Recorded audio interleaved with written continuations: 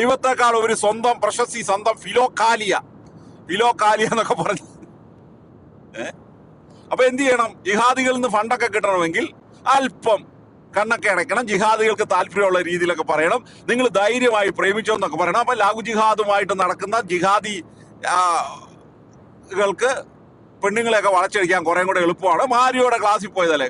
മിക്കവാറും മാരിയോടെ ഈ free marriage കോഴ്സിലും ഇതുപോലെയുള്ള കോഴ്സിൽ പങ്കെടുക്കുന്ന ലിസ്റ്റ് നേരെ ആദ്യം ജിഹാദികൾക്കായിരിക്കും ഇവ മെയിൽ ചെയ്യുന്നത്. ഇന്ന പെണ്ണുങ്ങൾ, ഇന്ന ഇടവകയിൽ നിന്ന് വന്ന് ഇന്ന പെണ്ണുങ്ങൾ എന്ത് ചെയ്തിട്ടുണ്ട്, ആണുങ്ങളും ഒക്കെ എന്റെ കോഴ്സ് കൂടിയിട്ടുണ്ട്, അവരെ പോയി ചാക്കിട്ട് പിടിച്ചോളാന്ന് ഇവൻ അയച്ചു കൊടുക്കുന്നുണ്ടാവും. അല്ല, ഇവിടുന്ന് 3 ദിവസം കൊണ്ട് നല്ല ബ്രെയിൻ വാഷ് ചെയ്ത് ആരെ വേണമെങ്കിലും പ്രേമിച്ചോ എന്നൊക്കെ പറഞ്ഞല്ലേ ഇവിടുന്ന്. മനുഷ്യനായാ മതി എന്നൊക്കെ പറഞ്ഞ് സമയമാകുമ്പോ നോക്കാം. അപ്പൊ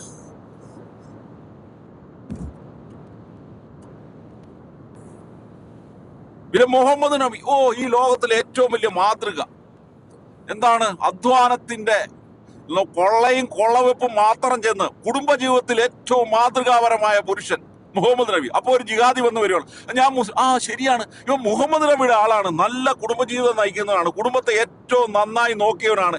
ഇത്രയും വൃത്തികെട്ട ഒരു മനുഷ്യൻ ലോക ചരിത്രത്തിൽ മത നേതാക്കന്മാരിൽ ഇത്രയും പൈശാചികനും ജഡികനും ആയ ഒരു നേരും നെറിയുമില്ലാത്ത മുഹമ്മദ് നബിയെ പോലെ ഒരുത്തൻ.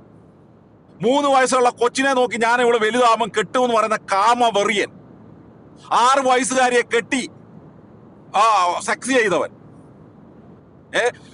സ്വന്തം മകന്റെ ഭാര്യയെ നോക്കിയിട്ട് അവനെ കൊണ്ട് ഡൈവേഴ്സ് ചെയ്ത് കെട്ടിയ ദത്തുപുത്രന്റെ ഭാര്യയെ കൊണ്ട് ഡൈവേഴ്സ് ചെയ്ത വേറൊരു എന്താ, സ്വന്തം ഭർത്താവിനെയൊക്കെ വെട്ടിക്കൊന്നിട്ട് 3-ാമത്തെ ദിവസം അവിടെ വെച്ച് അവളുമായിട്ട് ലൈംഗിക ബന്ധത്തിൽ ഏർപ്പെട്ട കഥ.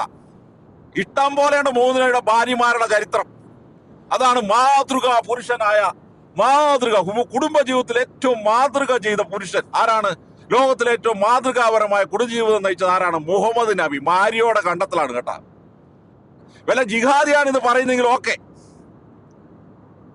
അപ്പൊ ഒരു മുസ്ലിം യുവാവ് വന്നിട്ട് ലവ് ജിഹാദുമായിട്ട് സിറിയയിലേക്ക് അവളെ അടിച്ചോണ്ട് പോകാനായിട്ട് വരുമ്പോ എന്നാ പ്രശ്നം? മാതൃക, മുഹമ്മദ് നബിയുടെ അനുയായി, ഏറ്റവും നല്ല കുടുംബജീവിതം നയിക്കുന്നവൻ.